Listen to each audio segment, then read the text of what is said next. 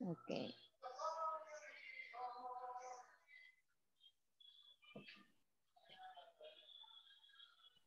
Wait lang, get. Ma-share screen ako.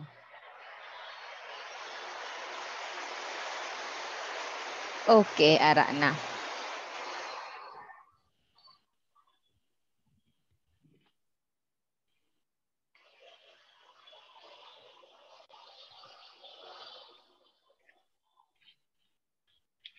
Okay, so dahil lang gida ma-plaster ko anay, iset ko anay tanan ng akon nga Blue Brown. Sige.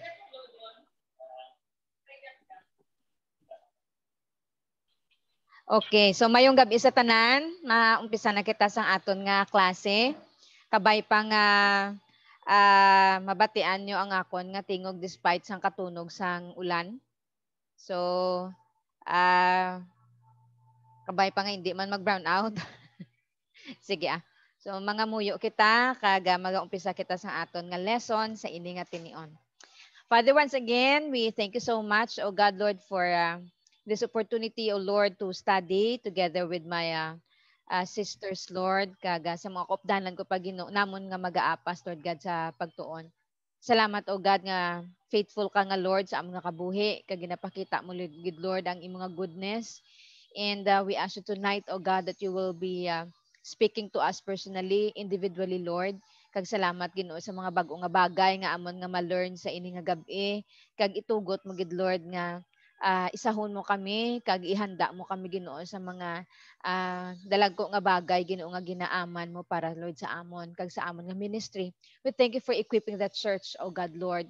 Kag ang pinaka-purpose Lord nga equip mo kami is that ang bugos nga simbahan ma-equip man Ginoo kag padayon mo kami gagamiton o God as your mouthpiece Lord wherever we go.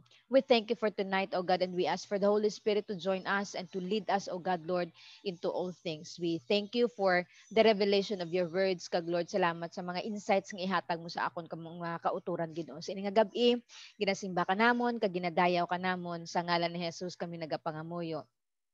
Amen.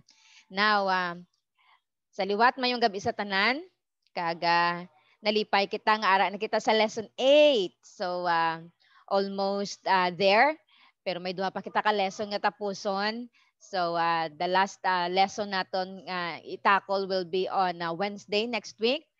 Kaga pasalamat kita sa Ginoo nga padayon ang inyong nga faithfulness ara sa pagtuon sa pulong sang Ginoo. Now tonight we're going to have lesson 8, the divided kingdom. So sang nagligad gintun-an naton ang kingdom nga unified that has one king. So we have Saul, we have David and Solomon as the king of Israel as a whole. Kaga nagkadto kita sa nagligad sa poetic era naton nga touch naton ang lima ka topics kalima ka books kag sa ini nga ang time aton tun-an ang kingdom gihapon, but this is now a divided kingdom, a kingdom that started well but now ara na natunga ang ini nga kingdom. Kaga sa ini sa lesson 7 sa lesson 8 naton tun-an naton ang padayon nga mga kamatuoran nga dapat naton maintindihan. Now, as we have gone through the reign of Solomon, ang time nila was a time of blessings and prosperity. But yet, they have become careless kay since ang hambal sang Ginoo sa ila, you are not to worship idols, but yet amo ni ang pinaka reason kun nga ang kingdom that was unified is now divided. So ang idolatry nag-increase kaga they have forgotten the principle of success which ginhambal sa ila, gin-isa-isa ni Samuel sa ila. So now makita naton that at the time naga-struggle ang mga kabataan sang Ginoo sa as described in the book of Judges, and pero nakita naton that because of Solomon, no, because of Saul and then David and then Solomon, manami ang pagdadalagan sang ginharian, especially sa time ni David kag ni Solomon. They were subduing people, subduing other nations, but at this time ara na sila sa brink of destruction. Now, this is a kingdom divided, which is in lesson 8. Now, tun-an naton, what is the reason why? What is the reason why this kingdom is divided? So, there are things that we have to understand regarding this lesson, kag diri kita mag-aumpisa sa ini nga gabi. Now, tun-an naton ang mga reasons of the division. Okay. Now, we see here that ang cause sang division as ginwarn sang Ginoo ang iyang kabataan, even nag-umpisa pa kay Moses, that their sin would lead them to destruction.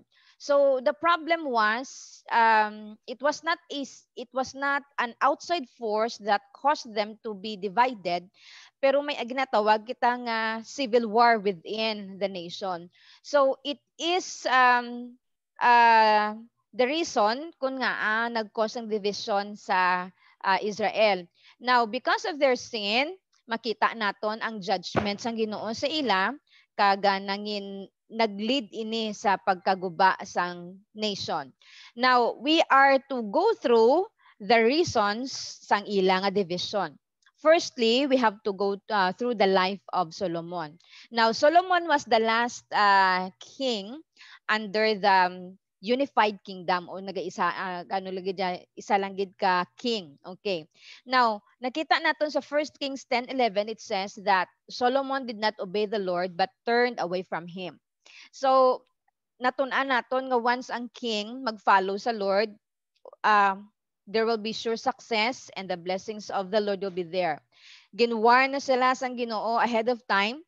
And twice Solomon was warned nga hindi mag-worship sa idols. But this was the reason kung nga ang kingdom nakuha siya, but not actually during his lifetime, but it was during the time of his son. So the sin of Solomon and of course the sin man of the people of the entire Israel was forsaking God and then turning into idolatrous kind of worship. So this is the reason why nag-cause ang ilang division. Now, to make it more clearer, aton basahon ang 1 King 11:1-3. Now, diri makita naton that Solomon loved many women, foreign women. So, amo ni sila ang mga babayi gikan sa Moabite, sa Ammonites, sa Edomites. These are the nations whom the Lord told them not to intermarry. And these are the nations whom the Lord also told them to totally destroy. So, but despite of the Lord's command, nag-go against diri si Solomon. And actually, his wives led him to worship other gods. So, sa verse 2 makita naton that Solomon clung to this in love. So ginhigugma niya ang iyang mga asawa, and at the same time ginadapt niya ang ilang idol worshiping nga pamatasan. Okay. Now, let us go on. But yet, because of the Lord's goodness, naghambal ang Ginoo ya kay may ara siya promise kay David that from his lineage magapadayon o magagwa ang mga kings. And sa 1 Kings 11:13, naghambal ang Lord that for the sake of my servant David and for the sake of Jerusalem, the city I have made my home. So, amo ni ang promise ang Lord sa ilang despite sang ilang kasalanan, but the Lord will still honor His covenant to David. So, bisan nagpalayo sila sa Ginoo, pero hambal sang Lord hindi madula ang scepter from the lineage of David. So, ikaduha nga reason of the division of the kingdom was Rehoboam's attitude. Sino si Rehoboam? Rehoboam is the son of Solomon. So after Solomon's death, si Rehoboam ang take over sang kingship, sang throne. And then makita naton diri kun basahon naton sa 1 Kings 12 dira onward sa ina nga chapter, makita naton that di manami ang pamatasan ni Rehoboam. So when the Lord had given them another king, which is Rehoboam, si Rehoboam nagpangayo siya tuod advice sa mga elders, but then later on he rejected the advice and mas gin-adapt niya ang advice ng iyang peers. Now, there was this incident that the people came to Rehoboam and asking him nga ilighten ang yoke, ang burden nga ara sa ila. If you remember that at the end of Solomon's reign, he became a tyrant king na siya. So hindi nami ang iyang pamalakat. So the burden was so heavy for the people, and then nag-amo ni hambal ang mga tao sa ila, if you can lighten the burden, okay? So pero nonetheless ang ginhambal ni Rehoboam sa ila amo ni sa 1 Kings 12:14, my father placed heavy burdens on you, I will make them even heavier. He beat you with whips, I will flog you with scorpions. So may ginhambal pa na di siya gani that my finger is thicker than my father's waist. Damo na ginhambal ni Rehoboam. So he didn't took the advice of the elders to listen to the people. Mas ang ginbuhat niya, mas pamatian niya ang iyang mga peers. So mas nangin mabugat ang ilang ginhatag na labor sa mga tao. So because of this, the people rebelled against him. And si Jeroboam, who was an official, former official of Solomon, amo ni ang nag-revolt, okay, sa iya. Now, makita naton diri that even the people were asking, they became restless because of the heavy taxation and the burdens. So they chose Jeroboam to become their king. So didn't lang umpisa that Rehoboam became the king of Judah, and then Jeroboam was the king of Israel. So later, we will go through it. Okay.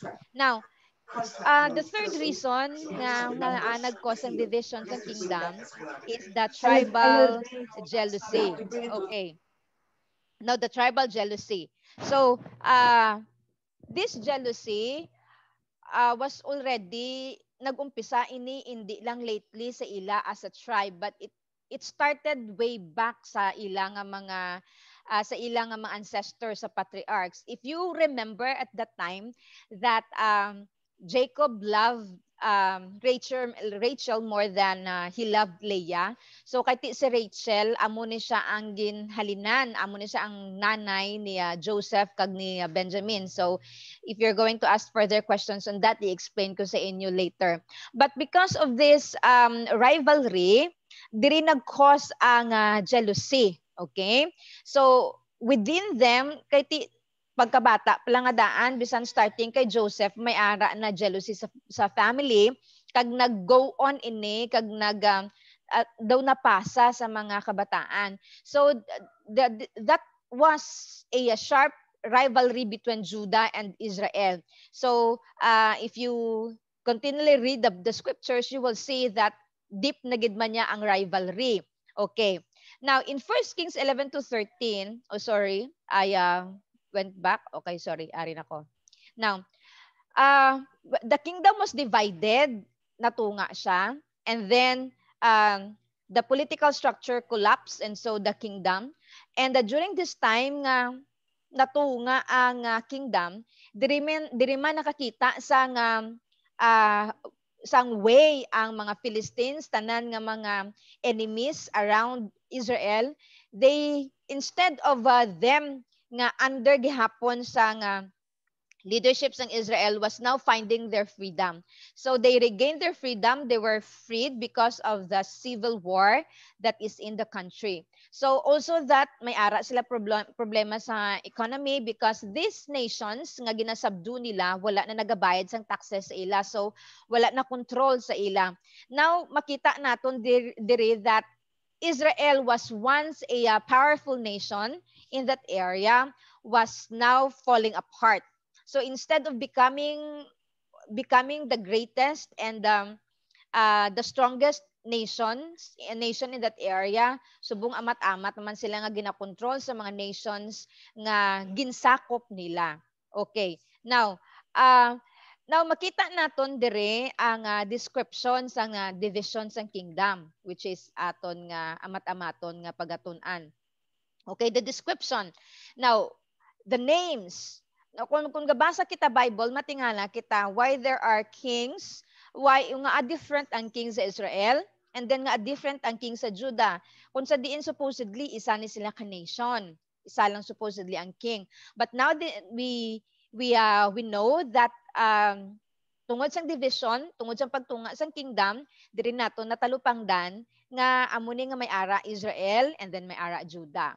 Now, there are two kingdoms. Now, we see that when we say Israel before, ginahambal natin nila kay Jacob. Okay, that is his name and also ang iyang descendants. But then later on, when the kingdom was divided, Israel now refers to the northern kingdom. So sila ini ang ginatawag naton nga northern kingdom, kag pulo ini sila ka tribes ginsakop sang ginbug-o sang pulo ka tribes and under the rulership or the kingship of Jeroboam. Okay, so amo na ang ginatawag naton nga Northern Kingdom. So tandaan nato na when we speak of the Northern Kingdom, we mean Israel and we mean the rest of the 10 tribes sa Israel. Now, also makita naton dira nga kung kisa ang Northern Kingdom ginatawag siya nga Ephraim. Okay? Kaya siya ang influential nga tribe. On the other hand, makita naton ang Southern Kingdom which is Judah. Ginatawag man siya nga Judah kay tungod mas ano siya mas ang Judah mas madamo sila in number compared to Benjamin. So when we say Judah, may ara lang kita duha ka tribes dira, that is Judah and Benjamin. When we say Israel, there are 10 tribes kag maghamba kita Israel, that means to say that is northern kingdom. When we say Judah, that is the southern kingdom. So may duha kita ka kingdoms nga ginatun-an all together sa ini nga lesson. Now we're gonna see ano ang contrast, what is the difference between these two kingdoms. We will see the advantages and the disadvantages of these kingdoms. Okay, now their contrast. Are. As I've said, now Israel got 10 strong tribes. That means to say, because they are bigger, their population is bigger. That means to say they have this military strength. Okay. Now, especially that they have this, that the military center is found in the Northern Kingdom. And also the school of prophets that was established by Samuel. So they also got this bigger land. Now, whereas Judah, the Southern Kingdom, has only 2 tribes. So they are lesser in population, lesser in military strength. But what is good about Judah is that ara sa ila ang center, ang political and religious center. That means to say the temple is found in Jerusalem. It is in Jerusalem. And also that Judah has only one family of kings. That means to say, halin lang sa isa ka pamilya ang mga kings na gikan. Okay, so unlike Israel, the northern kingdom, they have different kings. Okay? So madamo silang kings kag hindi na sila ya magkapamilya, lain-lain ang naga-arise nga mga kings. Okay. Now let us move on. Now we see the difference between Israel and Judah. So here, makita naton that Israel is a nation that worship idols. Actually, ang Israel, they have this, may ginatawag na sila that they are the consistent evil kings, ang Israel. So, may different, may ara mga 9 different dynasties, tanan nga kings are bad.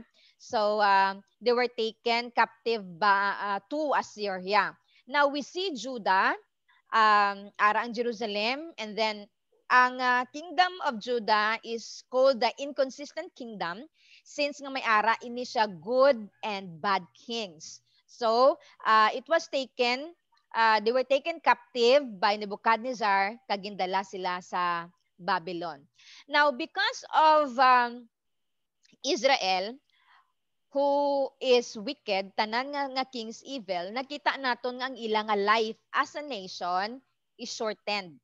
So, I think by 136 years, okay, mas nagdugay ang Judah. But makita nato ng Israel, as a nation, mas shorter ang ilang life. And they were taken to Assyria. They were taken captive to Assyria. They were destroyed, they were attacked, and eventually gindala sila dito. Now, Judah, on the other hand, because may ara, sila ang Judah, may good kings pa, despite may ara siya mga bad kings, that helped them survive longer as a nation. So, mas ulihi sila, late sila, taken captive to Babylon. Okay. So, makita naton dire ang span nila as a nation. Now, but eventually, despite nagdugay, madali, but they all went to captivity. Now, let us look at their relationship as a nation. Now, kung may ara nga civil war, it really will weaken the nation. Now, we know that even in our nation, diri sa Pilipinas, may ara experience kita sa civil war. We have this problem with the Muslims, we have this problem with the NPAs. So actually, although they are Filipinos as well, pero may ara sila ko ulilingon nga agenda, and then sometimes and all the time they are against with the government that we have. So they attack also the leadership, the government, and sometimes gani ang mga tao, ang mga civilians are victims of what of their actions. Now it destroys the nation, and then ang hindi kunkis very controlled ang social life sa mga tao, especially sa butang naton sa Mindanao, because of the bombings and the killings here and there. So it weakens the nation. Now, Israel as one family had one language and one nation. Now, ginagamba si Ahijah. Now, si Ahijah is a prophet that prophesied against Israel. Okay. Now, let us go to 1 Kings 29:32, and it says, about that time, Jeroboam was going out of Jerusalem, and Ahijah, the prophet of Shiloh, met him on the way, wearing a new cloak. The two of them were alone out in the country, and Ahijah took hold of the new cloak he was wearing and tore it into 12 pieces. And then, ari ang iya nga act nga ginapakita kaya Jeroboam. Then he said to Jeroboam, take 10 pieces for yourself, for this is what the Lord, the God of Israel says. See, I am going to tear the kingdom out of Solomon's hand and give you 10 tribes. But for the sake of my servant David and the city of Jerusalem, which I have chosen out of all the tribes, will have one tribe. So it was already prophesied. So bakita naton dire because of Rehoboam's sin, and actually nagumpisa kay Solomon, the Lord has decreed that the kingdom will be separated, or the kingdom will be torn. So this was God's wayman to discipline Israel of their sins. So Jeroboam was given 10 tribes as ginhambal naton diri sa aton nga ginabasa. Now, ano ang relationship nila? Well, as they go along as a nation, makita naton nga may mga pag-patch up, but later on, it was really the relationship was already marred, so naguba siya. Now, during this time of divided kingdom, may ginatawag itang mutual hostility. So during this time, they continued to regain authority. May mga wars nga nagakalatabo within, may civil war within, and that ang ining warfare, fighting against brothers, actually fighting against the tribes that part man sa ilang pamilya. So may ara maginatawag kita nga constant warfare. It took them 60 years nga sige nga inaway. So it's quite long. Inaway sila man lang gihapon. But it was the time nga may ara sila mutual enemy under sang time ni Ahab, ni King Ahab kag ni King Jehoshaphat. So King Ahab tried to make alliance with Jehoshaphat, okay, the king of Judah. Kamay ara intermarriage nga natabo. Now, the purpose was that to unify them, to strengthen their military powers to fight against Syria, who is the enemy of the land. So kay ti pareha sila nga gina-attack, so they tried to be united. Although bakit different man gihapon ang ilang governance as a nation, but yet they tried to fight the same enemy. But then later on, okay. Okay ha, wait. But later on, nakita naton nga may ginatawag nga fresh nga hostility. It was the time when Jeho came to power, nangin king siya, and he destroyed all the descendants of Ahab, especially ang mga royalties. So because of his acts, because he killed I think 70 of them, mas nangin madalom kag wala na gid na restore ang relationship because of the wound that he caused. So the northern kingdom fell more and more into idolatry. Okay. So wala na nabudlayan na sila magbalik sang ilang relationship because of what Jehu did. Now, later on, the northern kingdom fell into the Assyrian, and makita naton rin that the Judah, the southern kingdom, stands as the kingdom. Wala na ang Israel, nakita naton ang Judah nga nagapabilin. Now, we see that the Assyrian, the Egyptian, and the Chaldeans try to conquer Judah. Every now and then, they are always trying to to destroy and attack Judah. But wala sila nakaasa-asa sulod because of the protection of the Lord, because of the good kings that Judah has. But then later on, because of King Nebuchadnezzar of Babylon, they were totally taken into captivity. Now let us see the history of the divided kingdom. We will see through the records kag matalupang naton dire ang mga libro nga ginatun-an naton. So we are going to take Samuel, Kings, and Chronicles. So may ara sila mga records, and sometimes the records reflect the same thing, but it is more clear in the other book kag gina-explain kun kaysa abit lang sa isa man ka libro. But let us consider now the content of the book. So lantawon naton ini isa-isa. Now, the book of Samuel nagapakita sa aton sang principle of God, of how God wanted the kingdom to be established. Now, ginapakita sang Ginoo, di ba? As I mentioned before, that the Lord wanted to build His kingdom, and the Lord wants to be the king, but the nation cried out for another king, cried out for a human king. So they don't want God to be their king. They want man, human, to be their king. So they cried out for monarchy. So, but it was in the book of Samuel that ginapakita sang Ginoo, I really wanted to establish my kingdom. I want to rule the government. I want to govern the land. So amo ni ginapakita sa nga 1 Samuel and 2 Samuel.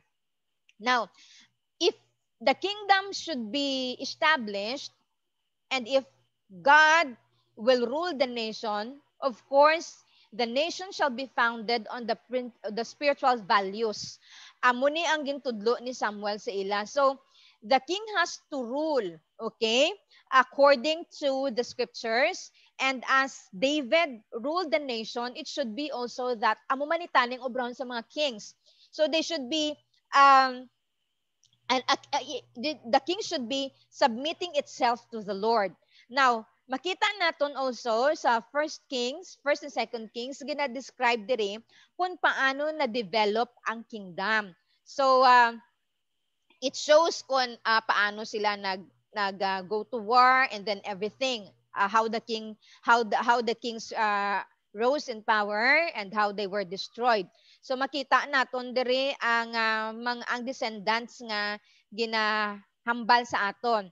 Now also that during this time sa book sang 1st and 2nd Kings, makilala naton si Elijah and Elisha, the prominent prophets during that time. So Elijah, he was the one nga nagpakita sang nagtawag sa tanan nga mga prophets ni Baal, and then they went to this mountain and sacrificed to the Lord. I really hope that you can still hear me despite sang ulan, okay? Kay do medyo makusog gid ang ulan. I'm trying also to speak louder as much as I can. Kay do medyo gakusog na. Nonetheless, let us continue.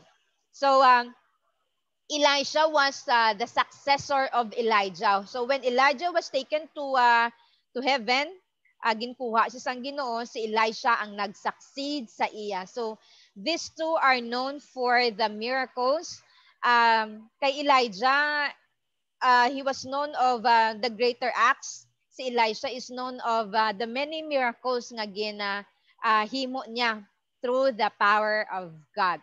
Now, in the books of Chronicles, First and Second Chronicles, gina-emphasize diri ang temple and the ceremonies, how to worship, ano ang obrahon, and then it speaks about the priests. So it speaks about the temple. So amo niya ginapakita sa First and Second Chronicles. And also ginapakita diri ang history ni Saul, ni David, kaga ni Solomon. So it's mainly the story nga makita naton sa Kingdom of Judah, which is the southern kingdom. Okay, now let us go to the book of Kings and Chronicles. Aton sila i-compare ano ang mga learnings naton nga makuha diri. Okay, now in Kings, makita naton ang history both sa Israel and Judah, but Chronicles only speak of Judah. Now, sa Kings, gin-emphasize ang prophets and the kingdoms and the kings. Sa Chronicles, it speaks of the priests and deals with the temple. Ang Kings nag-speak of people going to captivity, and then Chronicles is speaking that it ended when the people come back out of captivity. So amo na ang ginaistorya diri sa Chronicles. So if you have time, I really encourage you nga you have to read through the books. Good mas mangin clear pagid sa aton since ang aton nga subject will not allow us to study ano ni isa-isa ang managaklatabo sa libro. Now then let us go to the kings, ang mga hari. Now the character of Judah and Israel is seen on their kings. Ang ilang nga king has this role of leading them or daw pulso siya sa ilang spiritual destiny as a nation. So whenever the king is good, eventually the people will be doing good.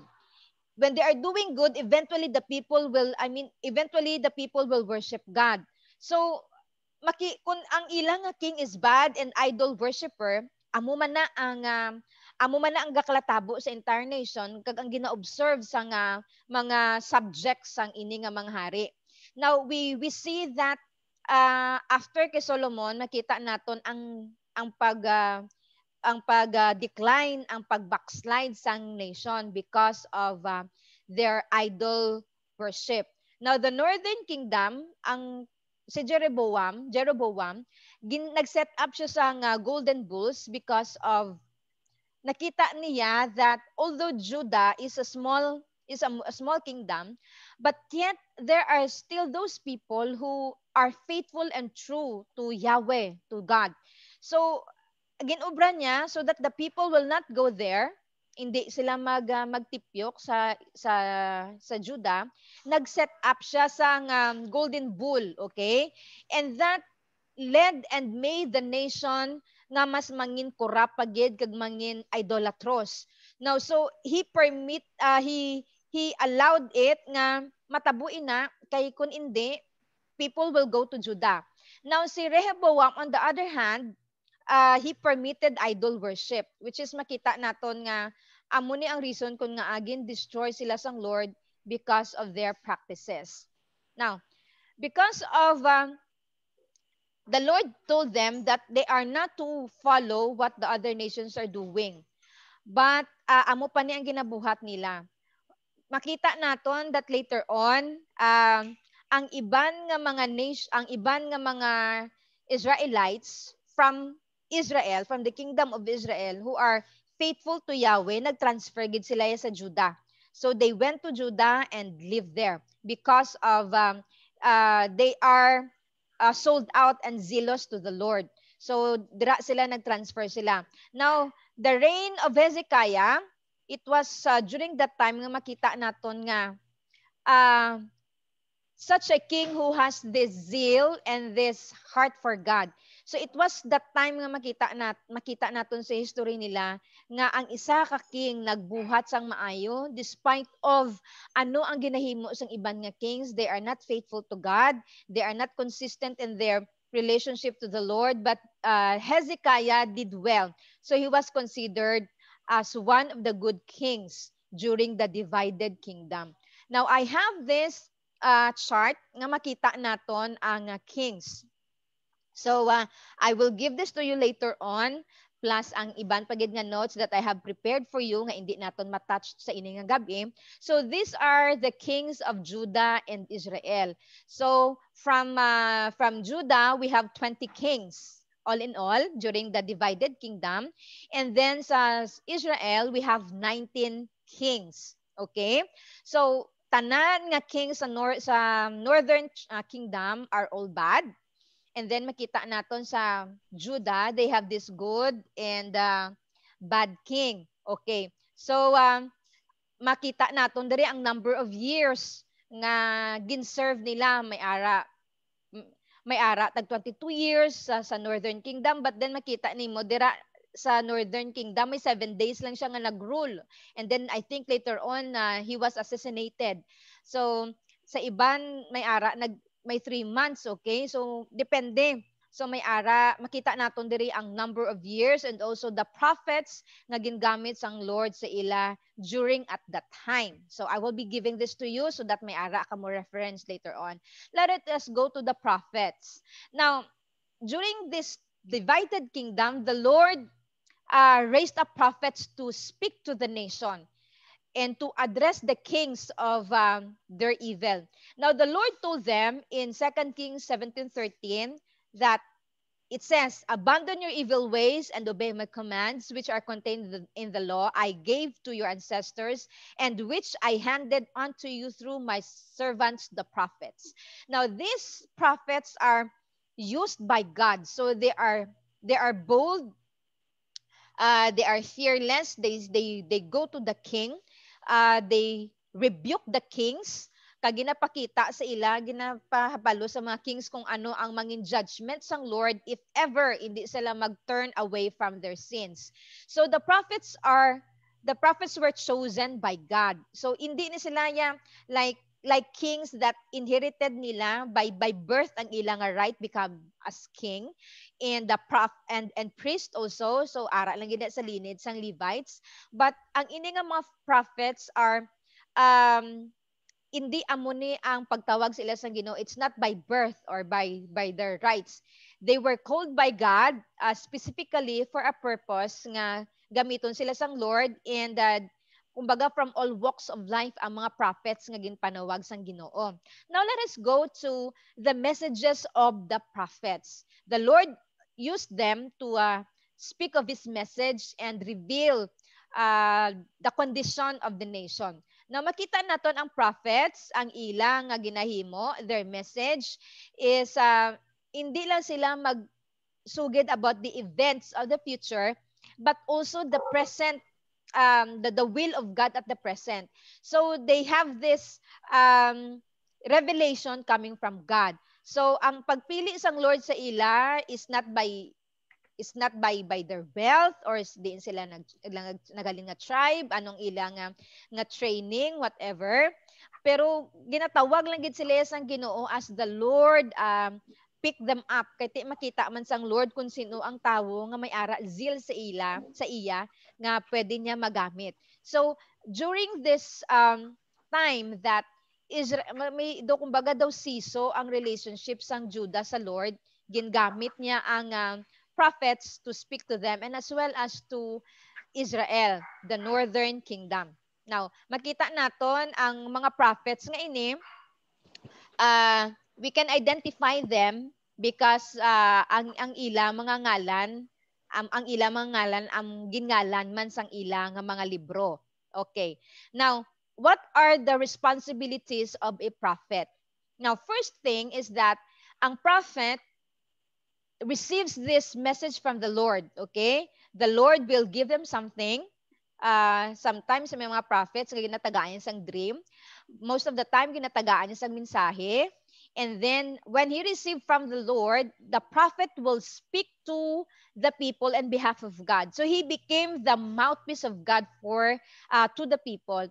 So ang iyang nga mensahe is it's not a message nga gikan sa iyang intellect or it's from his observation, but it is a message directly from God.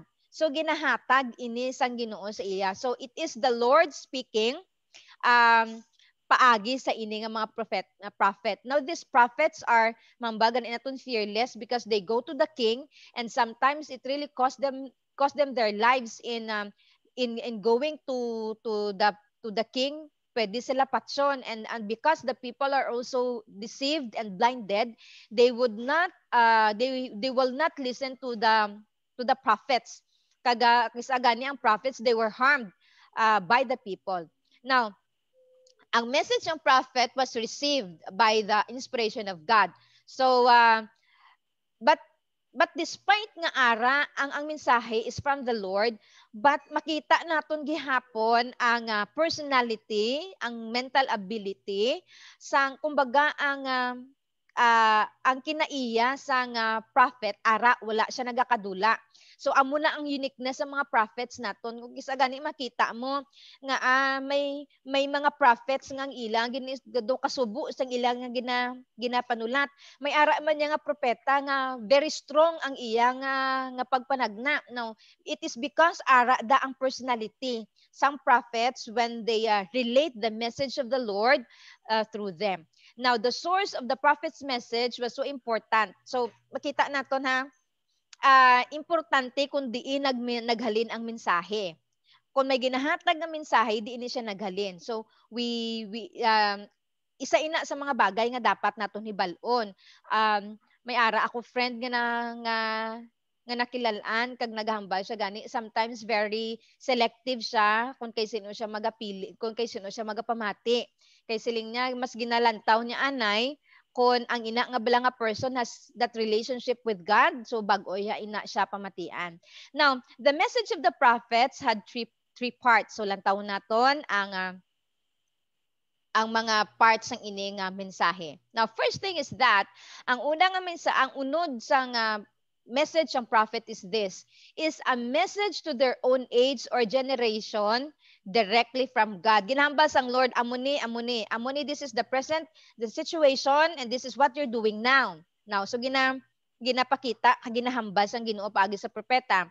But on the other hand, kung gipakita na sang Lord ang present situation, later on ginahambas ang Lord, if you will not stop with your sin, this is what will happen to you. So now this is now ginapakita sang Lord ang mga future events that will take place if people will keep on sinning. Okay? So kag ginapakita diri ano ang failure, ano ang judgment, but then later on ginahambal dira ano ang maabot ang Messiah, and then the rejection. If you remember nga ginahambal sa Isaiah about for unto us a son is born, unto us a son is given, and he will be called Wonderful Counselor, Mighty God, Everlasting Prince of Peace. So amo dara ginasulat, but on the other hand, by ginhambal man si Isaiah that he was wounded for our transgression, he was bruised for our iniquities, the chastisement of our peace was upon him, and by his wounds we are healed. Dira na ginapakita nga Isaiah was telling them that Jesus is coming. So amuni ang kasudlan sang ila nga mensahe. So it speaks of the message for this generation, and then it speaks of the sin of the people, and then later on it speaks of the coming Messiah and what will happen to the Messiah, the rejection. And then aside from the coming of the Messiah, the rejection of the Messiah, the Lord is telling them about the kingdom. So as I have spoken in Isaiah 9, I think Isaiah 9:6-7, nga diri ginapakita sang Lord that He will establish His kingdom on earth. Now, ginapakita sang Ginoo that this is the kind of kingdom nga gusto ko ipasad sa duta. It is my kingdom that will last for eternity. And the king that I will set on the throne is the king who has the wisdom, who has the counsel, and who has the love for the people. So this is the message of it. Now makita man naton ang mensahe from the prophet, nagaupod na dara sila sa nga principles of right and wrong. Ano ang maayo, ano ang hindi. Now, so this is the message of the prophet nga ginahatag niya. Okay? Now, kung nakita naton, ari ang si Habakuk naghatag sa isang message that diri makita ang predictions ng future, and then also the principles of right and wrong. So, you can look at it later. Now, let us move on with the lesson. Lantawon naton subong ang ministries sang mga prophets to the kingdoms, to Israel and to Judah. Now, these are the prophets to the northern kingdom. If you still remember, ang sang aton lesson 1, ginpakita ko sa inyo ang timeline, okay? The biblical timeline. And then I have listed there the different prophets sa different time, and then sa nation nga kundiin sila ginpadala sa Ginoo. Now, the writing prophets to the northern kingdom, makita naton si Jonah, si Amos, kag si Micah. Okay. So, amo ni sila ang sa northern kingdom before sa nga captivity. Okay. Now, gindugang dira sa northern kingdom, nagminister si Elijah, si Elisha, si Ahijah, if you remember Ahijah kagina, si Jeho, si Micaiah, kag si Oded. And also makita naton ang prophets also who did miracles, like makita naton si Elisha kag si Elijah.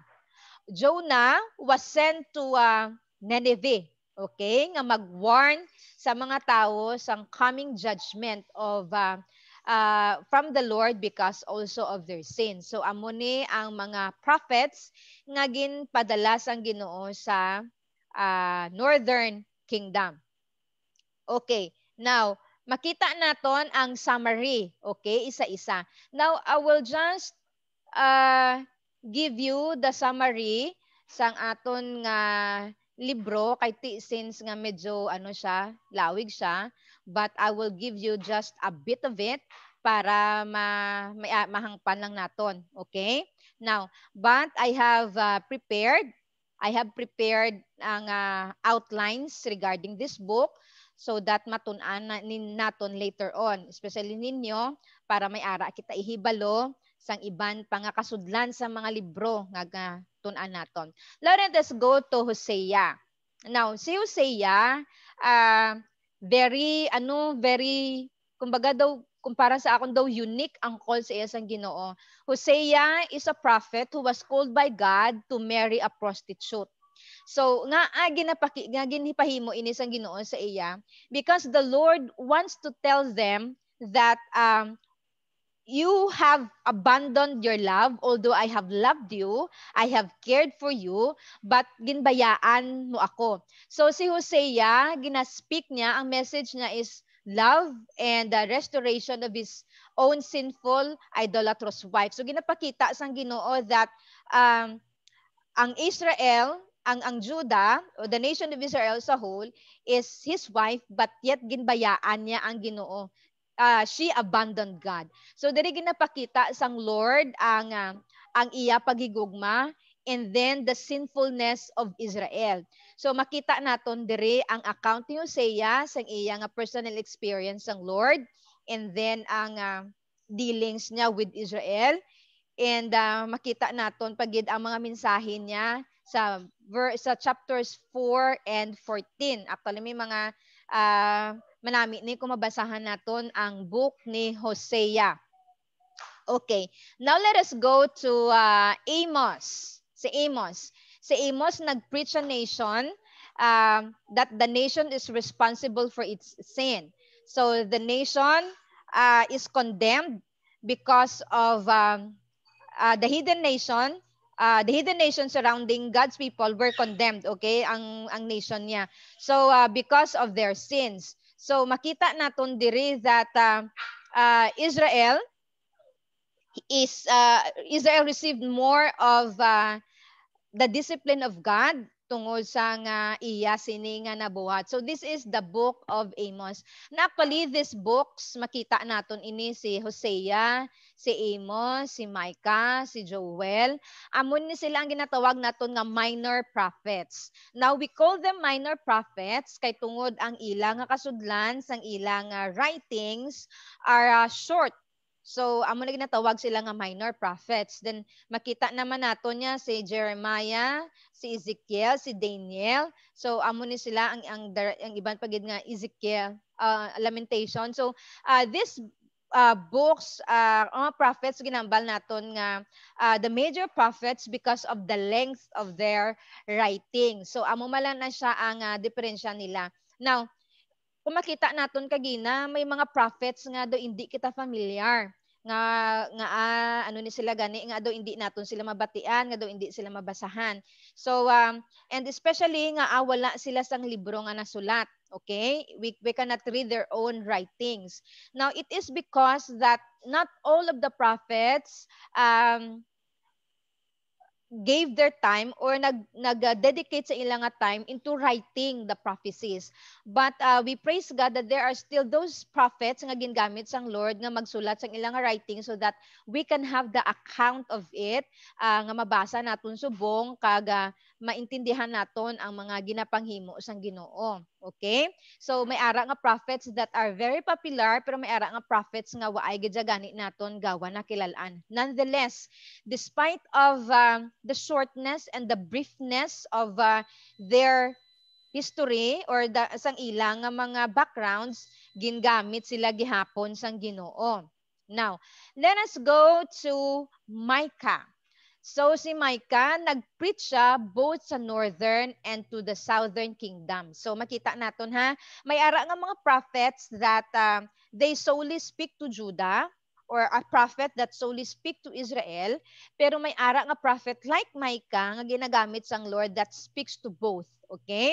So, depende kung diin ang calling nila or depende kung ano ang ginapabuhat sa ila sa Ginoo. Now, Micah preached to both the northern and to the southern kingdom. Ano ang gina-preach na? It is regarding the coming judgments sa ini nga mga nations. Now, when the Lord speaks of judgment, wala lang siya gahambalya that it really ends in judgment. Ang nanamian ko sang Lord is that He will discipline His children, but on the other hand, may promise siya that He will restore His people and that they will bring them back after sang isang time nga gindisiplina sila sang Lord, and that He will bless the nation pagkatapos nga magbalik sila sa Ginoo. So this is how good the Lord is, that makita naton that despite of the sinfulness, makita naton that there is this judgment that is about to come. Pero before pa mag-abot ang judgment, ginahambal na sang Lord that when you return to me, when you repent of your sin, I will bless you and I will restore you. So kanami isang Ginoo nga ginahimo niya ini. Now so the chapters of Micah in 1 and 3 ginapakita niya ang hindi manami nga scenario, and then 4 and 5 it speaks of a good one, and then the judgment, and then later on the future of Israel. So amo ni ang content ni Micah. Now, lantawon naton subong ang prophets nga ginpadala sang Ginoo sa southern kingdom. Okay. Now, the southern kingdom, we say Judah. I hope that you will remember that one kag hindi kita ma-confuse regarding the two kingdoms. Now, there are writing prophets nga gindala sang Lord kag gingamit sang Lord sa southern kingdom. Now, these are the prophets, si Obadiah, si Joel, si Isaiah, si Micah, si Nahum, si Habakkuk, si Zephaniah, Jeremiah. And then also ang hindi kita quite familiar si Shemaiah, si Iddo, Azariah, Hanani, Eliezer, and Huldah. So these are the prophets nga gingamit sang Lord sa southern kingdom para i-rebuke or i-balik ang iyang mga katawhan sa iya nga pag-worship sa Diyos. Now, let us go to the prophets one by one. Lantawon naton ang summary sang ilang mga writing so that we will have brief understanding of it. Okay. Now, let us go to the southern kingdom, si Joel. Si Joel is well known of sa prophecy nga ginhambalya of the locust. And then makita natin sa book of Joel nga ginhambalyan dira, on the last days I will pour out my spirit. Your young man will dream dreams and have this vision. So dira well known si Joel. Now, the country had been threatened with destruction. So hambal sang ang ginapakita sang Lord sa ila, I will not just destroy you as a nation, but pero ang way of this destructions ang Lord is not bringing them into captivity, but on the other hand, it is i-destroy ang ilang farming. So i-destroy ang land, okay? So may ara nga drought, so that means to say kung ma-destroy ang farming, may ara nga famine, may tigulutom. So amo na dira nagasulod ang pictures ang locust because the locust destroys ang tanan nga mga pananom nila. Now, though the plague was removed through fasting and prayer, hambal diri sa prophecy ni Joel that it used it as a picture of the terrible day of final judgment for all the nations. And makita diri that the faithful will be rewarded while ang mga evildoers will be punished. So amo ni ang brief summary sang libro ni Joel. Okay. Now, let us go to another prophet nga gingamit sang Lord sa Southern Kingdom, which is Isaiah. Now, Isaiah is quite a long book. Actually, ang Isaiah is called also the miniature of the Bible. Ang Isaiah, gintawag siya miniature of the Bible because it has 66 books, okay? So, 66 chapters, by the way. Now, ang iyang 1 to 37 chapters, daw naga-correlate gid siya sa nagakalatabo sa Old Testament, and then ang 27 ang 39 I mean sa old makita mo da. Now sa 27 remaining 27 chapters, makita naman doon na pertain siya sa New Testament. So it is called the miniature of the Bible. Amo ni ang Isaiah. Now si Isaiah naman is a man who is of a noble birth, okay?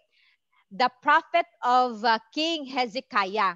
So siya ni, if you remember Hezekiah, ang ginistorya ko kagina. So it was during the days of Hezekiah nga nag-warn siya, nga nag-comfort siya, and then he advised rulers. So he prophesied to the captivity of Judah, and ginforetold niya ang dawn and ang dawn sang new kingdom. So makita ang kingdom sang Ginoo, and that he also prophesied about the sufferings and the glory of the Messiah. So this is the brief history or the brief writings ni Isaiah sa iyang libro. Now let us go to the book of Nahum. Now si Nahum, o kung ano ginaton, si Nahum, he was sent to, or he was tasked by the Lord to prophesy against Assyria. So because the Assyrians oppressed Judah. Now amo ni ang Assyria is ang iya sining isa sa mga area niya, capital niya is Nineveh. If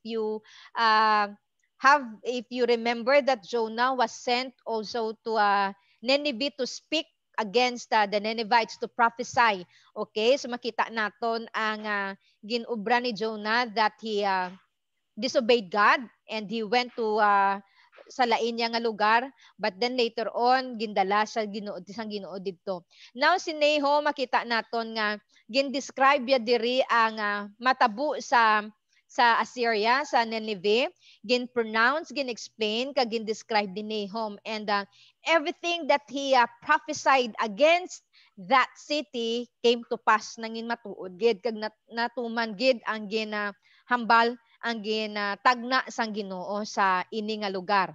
Now, Zephaniah. Now, the Zephaniah speaks of the day of the Lord. Amo ni gina-stress siya, the day of the Lord, the day of the Lord. Now, the day of the Lord, that day will bring destructions to the false remnant, okay? To the idol-worshiping people. And then that they will be purified, and if they repent, the blessing shall come, and that kung may ara mga false remnant, may ara nga mga matuod-tuod nga remnant nga magastay kag ihatag ang Ginoo kag magapabilin. Okay? It's not nga i-totally destroy sila sang Ginoo nga wala na gid may mabilin sa ila, pero ginaano sang Ginoo nga may mabilin nga mga matuod-tuod nga nagatuman kag pati sa iya. Now Jeremiah is called the weeping prophet. Jeremiah came from a priestly family. So bata pa siya sang gintawag siya to be the prophet. Now his loyalty of preaching God's word ginbalikan, ulian sa nga pagdespise. He was feared, he was hated, he was persecuted. Okay? So para kay Jeremiah, ang iya nga experience as a prophet, so nagdala sa iya sa mga hindi manami nga mga eksperyensya. Now, he was hated by the people because ang iya ginahambal niya, hindi kita magbato against this invading nation. This is God's will. This is what the Lord wants us for now. Amo ni ang plano sang Ginoo.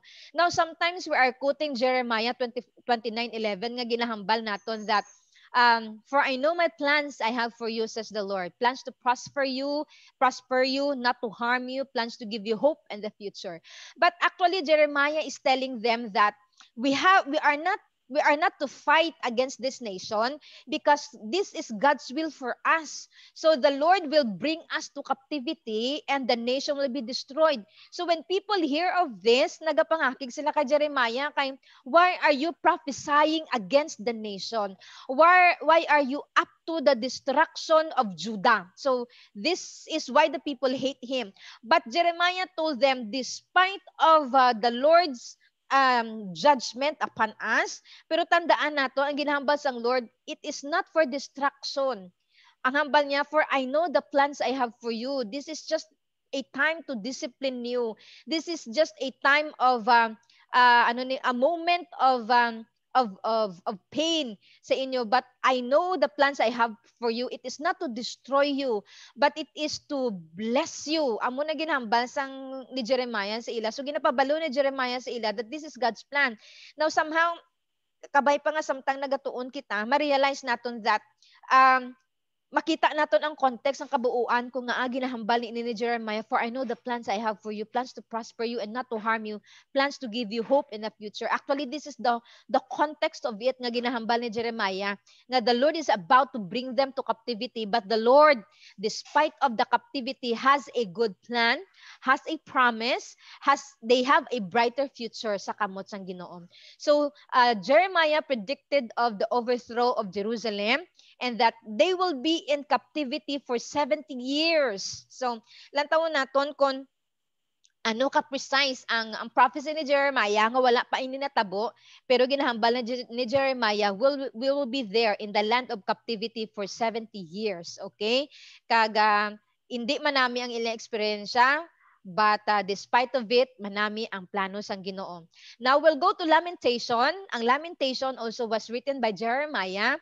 So makita naton magambag ang lament. Actually, it is a pagbakho siya sa nga pagkasubo tungod nakita niya ang destruction, nakita niya ang desolation, the temple will be destroyed, the land will be looted and everything. So grabe ang ilang pagadangtan, it will be very miserable. So amo na nga ang iyang title is Lamentation, nagalament, nagabakho siya, nagahibi siya. Now let us go to Habakkuk. So, ang kay Habakkuk nga main message naman was that the right would win. Eventually, righteousness will be at the winning side. So, Judah will be punished by the wicked Babylonians, but then later on, the Lord will also punish the Babylons, okay? Tungod sa ginahimo man nila sa kabataan sang Ginoo. Now, let us go to Obadiah. Obadiah was tasked to prophesy against Edom. So, Edom is also actually na related siya sa Israel. Edom is descendants ini sila ni Esau. So si Jacob kag si Esau are brothers, are twin sila. And then Edom became a big nation also. But then later on makita naton nga si ang Edom ginjudge sang Lord because instead of helping Israel or giving Israel the passage when they came out of Egypt, actually ang Edom nag-refuse sa ila. So wala sila gintagaan sa nga hindi sila maka-shortcut during at that time. Okay? So amo ni nga gin-judge sila sang Ginoo, and also with the other events nga nagkalatabo pagid sa ila. Now, makita naton dire that later on ang decline, and then finally makita naton ang warning sa mga prophets, and then nag-collapse ang Judah. They were brought into captivity. Okay. Now, it says in Isaiah 9:6-7, diri amo ning ginahamba ko sa aton kagina, that if the nation will only seek God, i-bless sang Ginoo ang nation. If the nation will call upon the Lord, will return to the Lord, the promise of the Lord will be there. So amo ni ang mga mensahe, ang mga prophecy ni Isaiah, and also the prophecy of the other prophets. Now, if the nation will seek the Lord, makita naton also that amo ni nga ibalik sang Ginoo ang iyang presence sa iyang nation. Now it says in Micah 4:2 that come, let us go up to the mountain of the Lord, to the temple of the God of Jacob. He will teach us his way so that we may walk in his paths. The law will go out from Zion, and the word of the Lord from Jerusalem. So amo ni ang aton nga mga prophets nga gamit sang Ginoo to bring the message across Israel and Judah. So we come to know a bit of their writings, but as I have said, you will come to know more of their writings, ano ang katuyoan sang Ginoo, ano ang summary and everything outlines sang kabugusan nga libro, if I will send to you the files nga ginready ko. Okay, so this is all about the divided kingdom nga aton natun-an sa ini nga gabi. Okay? So now let me stop. I don't know if you can still hear me. Naga-contest ako subong sa ulan. I don't know if kamusta ang inyong reception kag ang pagpamati sa akon. Mabatian nyo pa ako? Okay? Now, we still have time para hatag sa mga questions naton, insights naton sa ini nga gabi. Okay? Sa mga nakabati pa sa akon. Do you have any question?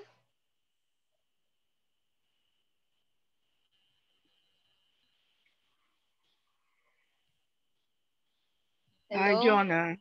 Yeah. Yes, nang saan may yung gabi, may yung aga gabi. Sige na, go ahead. Sige, start ko lang ang video. Oh. Okay, May sige din na. yung reception, filtered, ang sounds ng ulan, na-filter man. Very clear Okay. Thank you nang kay matunog-tunog sa daw ga ano ako. Okay, gaka-distract ako. You don't have to struggle kay hindi ka clear sa imong nga voice. Thank you. Ang ako diri ang ano naman ko lang sa mga lessons diri kay ining, I mean, you know, it's like I took some of this in the past, pero okay. It's more of kadamo sa mga kwan ko may mga learning gaps ako kiti dugay naman ko nga nakaano sa mga Bible studies. Kadamo isang reviewer at the same time ang mga insights bala nga makuha nimo. Yes na. Especially sa ginatudlo sang Ginoo kung ano ang mga relevant nga mga things that you can apply immediately. O pero sa isang Amos, I just realized ang significance nga I think I really have to read through his writings. When you mentioned that the nation is responsible for its national sins, I think this is the issue that even the churches now are experiencing, especially with sa elections. the U.S. election, Mm-mm. it seems like a lot of Christians don't even realize na priyas na abortion Mhm. uh, it's a sin that Mhm. is it is a national sin which the Lord will judge naturally. So ang ilang voting will be an extension of Mhm. what they will do. And at the same time, ang mga Christians, a lot of Christians don't even realize Mhm. Yes nga na. importante ang voting against abortion Mhm. because Yes na. national sin. So I think these are the teachings that really have to be more amplified and really more directed and prayed for sa mga amo nga mga nations kay do nakuha lang aton yung sense of um, ang standard of righteousness it's so blurred now. Nung Yes. there's so much uh, teachings self is more of prosperity, self Mm. building up of the self, ang how to make our lives successful at the expense of one making immoral choices, you know. Yes. So Oo. I think you still have a lot of literature regarding ang kay mo sa mga ano mo. You'll be sending, you'll be sending a lot of references for that. I can look it up also sa mga concordance dili, pero maybe you have other mga cross references. May ara ng ano gani na may ginpang attach ako dito sa aton nga lesson nga i-send ko sa inyo. So pwede naton to siya magamit as reference pero namian ko sang point mo na nga really nga ah problema na gid man naton subong as a nation really nga hindi kita bala mag-stand righteously which is dira gid kita affected as a nation. So amo man na the same thing nga makita naton diri sa diri sa Pilipinas that now the people are crying out for divorce, for same-sex marriage. Damo na nagaklatabo mas amo na naga-cry out na sila subong sang kinanglan may ara na nga ano ni gani mabato na gid ang mga lesbians and gays the same nga kumbaga ang freedom nila as may ara sa babae kag sa lalaki. So i-ano ko nang sa imo ihatag ko sa imo inyo ang iban pangakasudlan sang Amos agod mas mas matun-an pagid naton maayo. I really thank you for the insights nga ginahatag mo nang sa gina-share mo sa classroom sa ini nga gabi. Mm-mm. Ang kuan ko diri subo ang what I'm really praying about is ang kuan mismo, ang Christian church mismo. They Yes, don't oo. really see the connection between voting Mhm. and ang national nga may responsibility sila to extend the blessing. Ang ilang decisions have something to do with the judgment as a nation. Ang ilaya nga feeling niya nga ati ining kun sa national level wala naman kami napakialam kiti ining Mm. do hindi bala sila connected. Ang Mhm. as long as they do well, or they believe in Jesus, or they practice being a good Christian sa ilang family kag kwan, ining they don't really seem to realize that Mhm. part of what they do is has it also pertains to their sense of may kwan sila, may responsibility sila Mm. as a citizen of part of a nation Yes, to yes. help build Oo. up and establish the Mm. moral order. Mm. Doon muna subong ang kwan diri Mm. ang kulang. Mm. Which is kinahanglan gid man tatuod no nga kitaya nga ma-church mismo na we are thankful that may mga event kung kisa nga makagather gid kita nga kasimbahan as a whole, hindi lang isa ka denomination but the whole so that we can pray together. So kinahanglan gid man nga may voice ang mga Kristiyano nga maghambal sa kamatuoran that this is right and this is wrong. Kay we will be also judged by the Lord as a nation kung anong ginabuhat naton. Nanang no? So thank you. Now, sa the rest, may ara pa kita insights nga na-receive sa Lord or if not, may ara kita mga questions nga gusto natin i-address sa ini nga gabi. Salamat, medyo naghulaw ng ulan.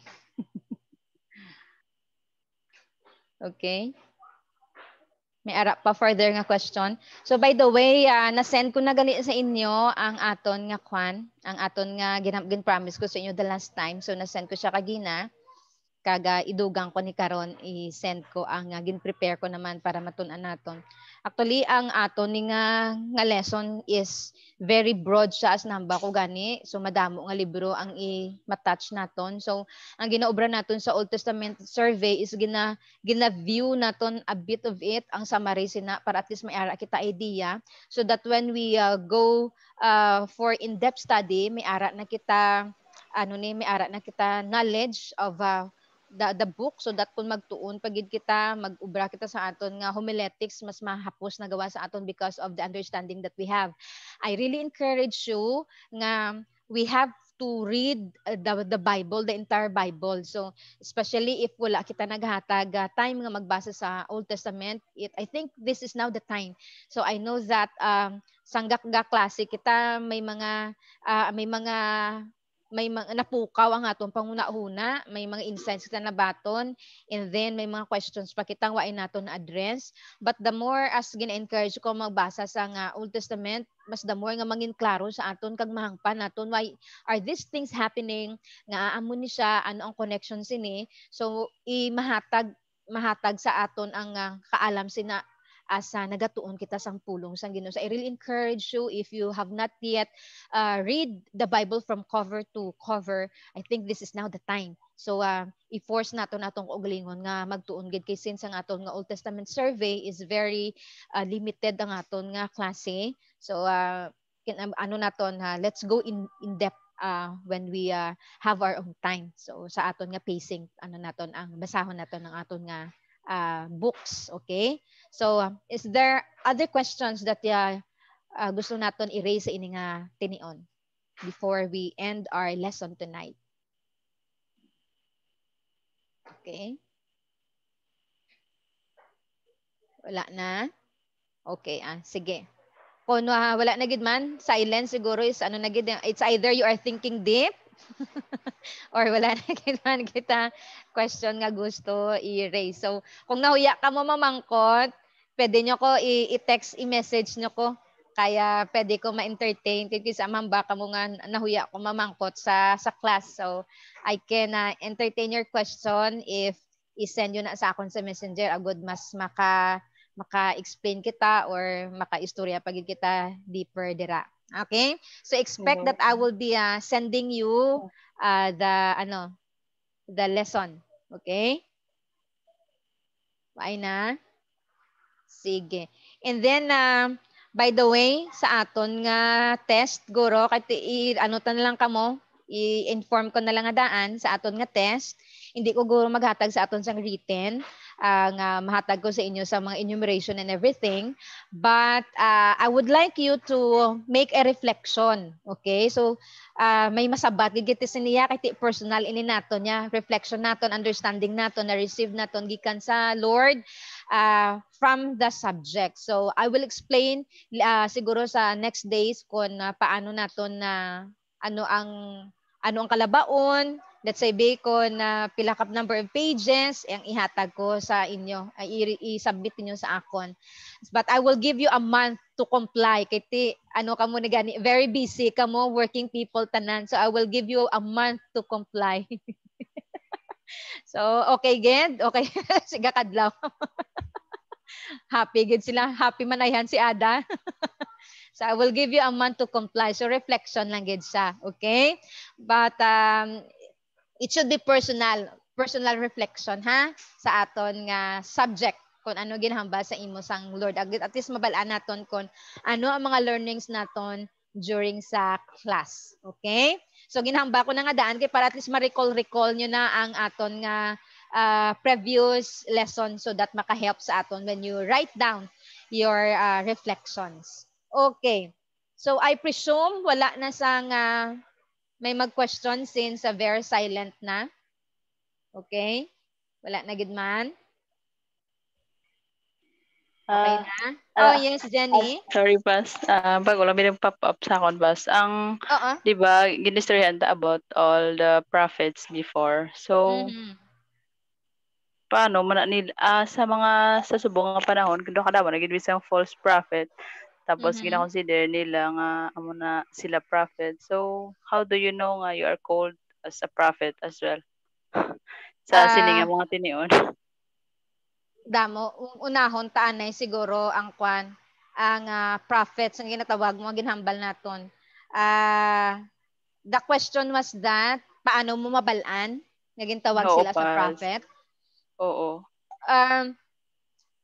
Sa Bible, mabalaan mo gid sa Old Testament mabalaan mo kung ang isa ka person is really called by God to be a prophet kay kinahanglan ang ila nga message is 100% it will come to pass.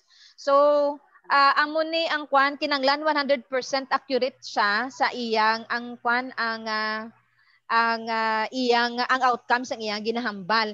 So grabe gani maghambal ang Ginoo sa una tanan nga mga false prophets should be killed, they will be destroyed. Okay, so amo na ang ginahambal sang Lord sa mga prophets. Okay, now let me see, may gin take down notes ako kagina regarding sa imong mga question about sa prophets. Okay, now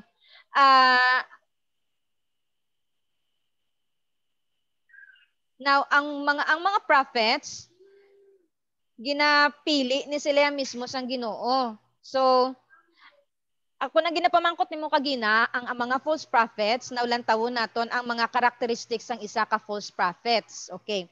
Ang false prophet ang ginabuhat niya sini is that wala sila kung maghambal bala sila kung maghatag sila sa ilang prophecy or naga-function sila wala nagabalik kay Jesus, wala naga-point kay Jesus ang ilang ginahimo.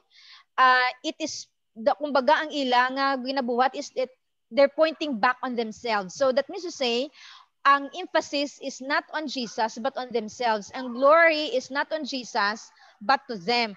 So makita naton nga amo nang ilang ginahimo. Now, ang isa pa gid ka characteristics sa false prophet is that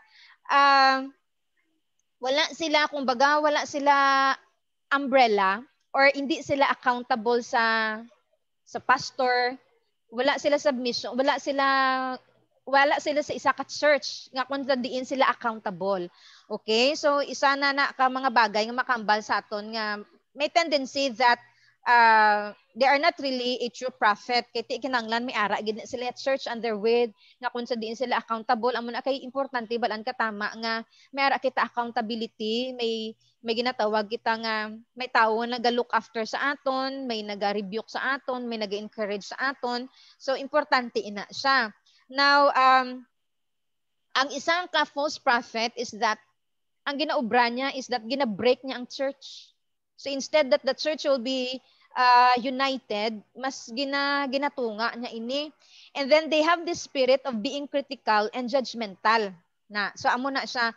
So they are not really speaking in behalf of God, but actually kung kaysa makita naton it's their on their own lang gid bala ang ilang ginahimo. So kinanglan mag-andam kita dira sa ilang ginapanghambal, and then that also ang tandaan naton is that you will know them by their fruits.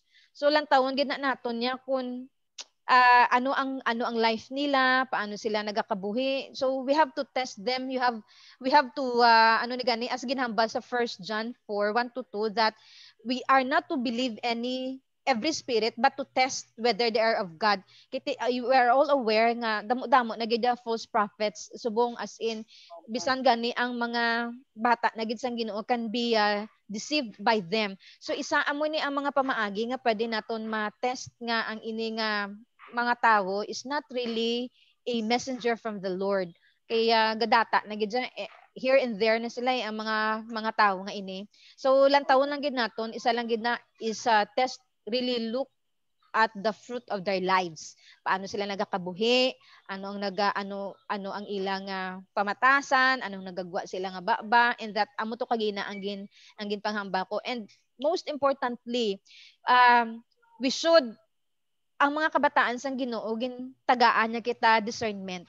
So we are not to believe everything that we hear, especially sa mga hindi natin kilala, but we are to ask of the Holy Spirit so that He will give us this discernment whether ang ini nga mga tao gikan gid man bala sa Ginoo, ang mensahe gikan sa Ginoo hindi. I-validate naton as we ask the Holy Spirit to give us the knowledge and wisdom and the discernment to know. Okay, Jen? Yes, Pas. Okay. Thank Thank you, you. Pas. Yes, welcome. Mayroon ako nabasa balbasaw nga he considered himself as appointed son of God, and then and then about si Jesus naman niya is anointed son of God. And then nag-confuse ko what is the difference of appointed and anointed, and then so far nag-search man ko so parehas man lang si Jesus ni tanan ang appointed kag anointed. So, but this prophet na maybe he said that he is appointed son of God, and then Jesus is anointed son of God, and then Dr. wrong how. But, ano, Jen, isa pag bala Jen, lang taon naton, nga hindi na siya self-appointment. Ang tuod nga prophet is acknowledged by the church and by the leadership, especially with the spiritual leadership, okay, sang simbahan. So kung self-appoint, magdira kay naman baka gid nga false prophet na siya kay siya mismo ang nag-appoint sa isang iya ko galingon.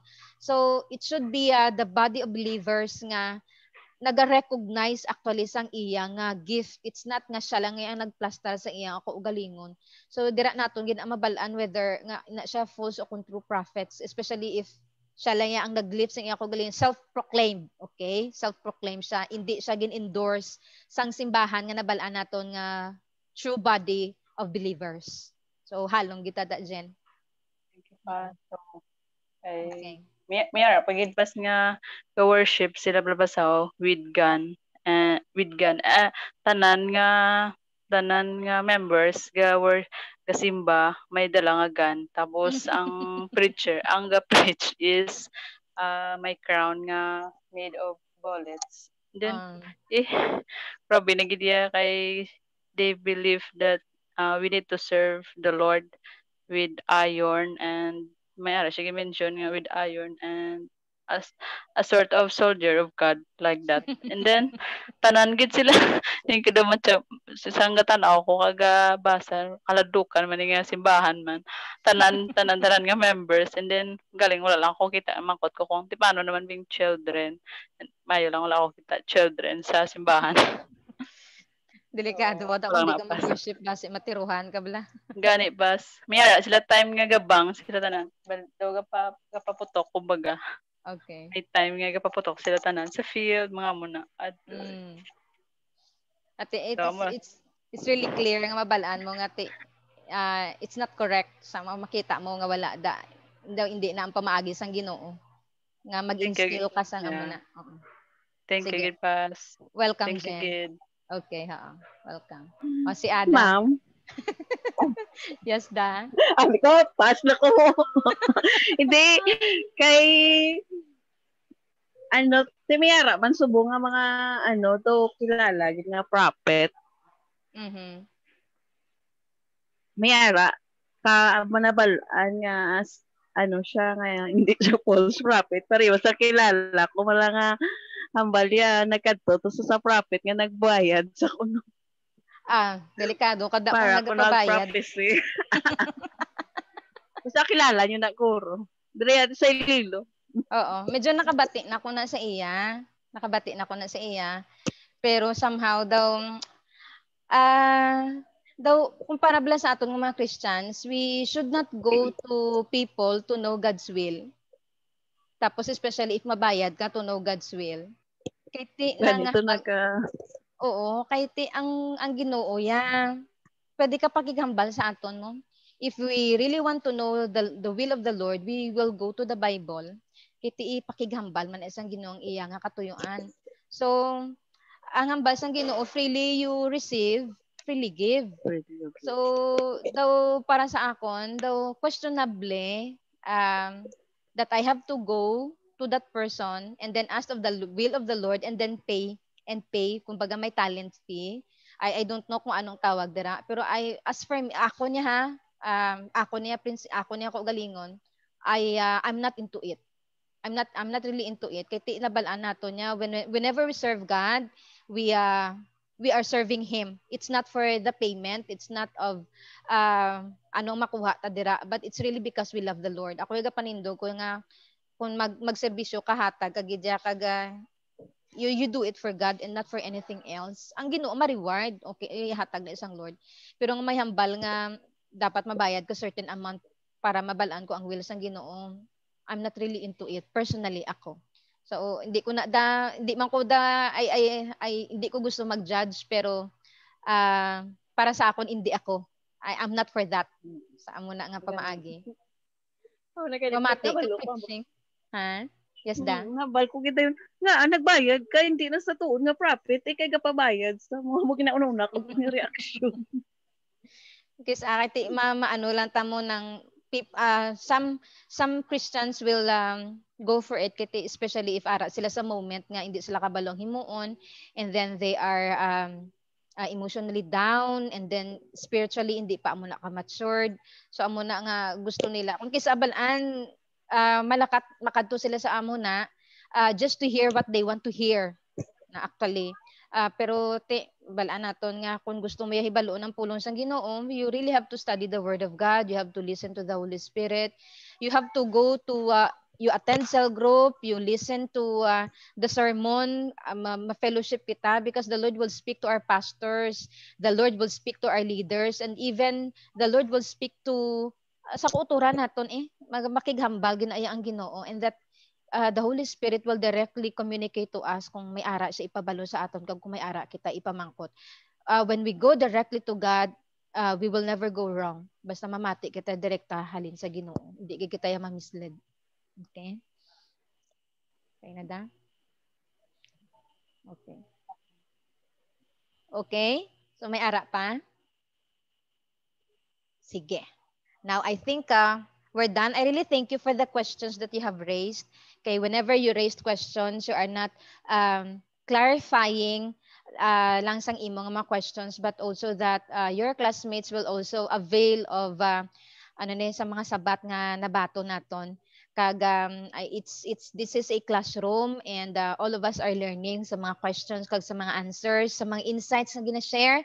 So padatanan kita naga-learn kag mas nagasangkad ang aton nga ihibalo kag ato panguna-una whenever we hear someone speaking kag especially if inang panguna-una gikan sa revelation sang Ginoo. Okay? So magtakop kita sa pagpangamuyo sa ini nga gabi. Kagapasalamatan naton ang Ginoo sa iyang ginahimo. I would like to request Aldi. Will you please close us in a word of prayer? Sige, mag-pray kita. Thank you, Lord. Thank you, Jesus. Father, in the name of Jesus, we thank you, Lord God, sa iyong ganyan pagpud sa among sinilagagi. Your Holy Spirit for teaching us, leading us, guiding us, O God, sa imong mga pulong, O God, O God, the topic is so broad, O God, magmadamo pag ang dapat i-discuss. But Lord, priceless mo gyapon nang ginahatag mo kag impart mo sa amon ng mga words, Panginoon, and insights, kag imong passion and Lord God, burden to really study the word, really Lord God, back to basic kami, Panginoon, sa mga pulong mo nga makatuon gid kami, Panginoon. I pray, Lord God, that we will continue, Lord God, to burn within us, O God, that desire, yes, Panginoon, na mag-discipline gid sa amon mga selves, Lord God, to read your word. Hindi lang basta-basta nagkabasa, O God, but Lord, really understand and meditate in your word, Panginoon. And Lord, damo kami kakatunan sa mga teachings na ginahatag mo sa among pag-discovery ni Jonah. Thank you, Lord, for teaching her, Panginoon, kabalugid ko nga as study siya, Panginoon, mga ginawil kapag sa iya.